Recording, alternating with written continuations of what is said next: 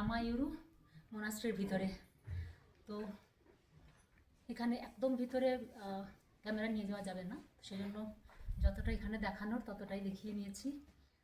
আর এখানে এসে আমার মনে হয়েছিল এখানে লামাদের জন্য সামান্য কিছু গিফট ওনাদের জন্য মন চেয়েছিল নিয়ে আসার জন্য, তো নিয়ে এসেছি। ওটা এখন আমি ওনাদেরকে দেবো, তো আমার মন শান্তি হবে আর কি। চলুন, দিলাম, মন খুশি হয়ে গেল।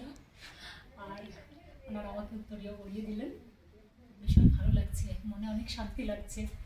এখানে আসতে পেরেছি, এত দূরে এসেছি এবং ওনাদের জন্য কিছু গিফট এনেছিলাম, দেখতে পেরেছি, আমার ভীষণ ভালো লাগছে।